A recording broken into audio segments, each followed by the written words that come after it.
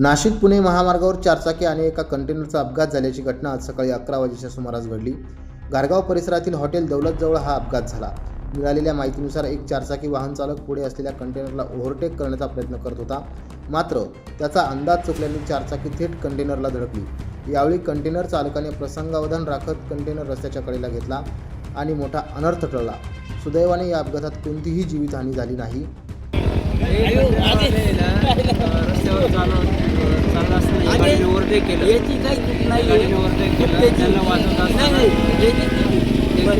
धडकलेली प्रकारची जीवितहानी झाली नाही, कोणाला इजा झाली नाही, याचं निश्चितपणे आम्हाला समाधान आहे। परंतु हा खूप मोठा दुर्दैवी ॲक्सिडेंट होता। वारंवार अपघात होत आहेत। ही कामं जी महामार्गाची सुरू आहे त्यांचा कोणताही गार्ड नाही आहे, कामं मात्र सुरू आहे, अनेक अपुरी कामं आहेत। नाही, पण आजच्या ॲक्सिडेंटच्या माध्यमातून जर प्रत्यक्षदर्शनीय विचार केला, हा गाडीवाला ओव्हरटेक करत असताना त्या बिचाऱ्याने तिथून गाडी ब्रेक मारलाय, इकडं डिवायडर आला, त्याची काही चूक नाही हे या ठिकाणी आम्हाला दिसून येतं। चूक कोणाची? मोठ्या कंटेनर नाही, छोट्या गाडी चूक आहे, मी ओव्हरटेक केलं, यांनी ओव्हरटेक केलं, याला वाचवण्यासाठी याची खूप मोठी नुकसान झाली।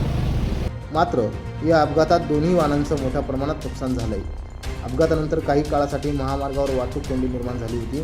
स्थानिक नागरिक आणि इतर वाहन चालकांनी तातडीने मदत करत दोन्ही अपघातग्रस्त वाहने रस्त्याच्या एका बाजूला घेतली। मात्र अतिवेग आणि घाई हे नेहमीच धोकादायक ठरू शकतात, हे पुन्हा एकदा या घटनेनं दाखवून दिलं आहे। त्यामुळे वाहन चालवताना सतर्कता आणि संयम राखणं हे अत्यंत गरजेचं असल्याचं यावरून स्पष्ट होत आहे। नवतेज महाराष्ट्र ब्युरो, संगमनेर।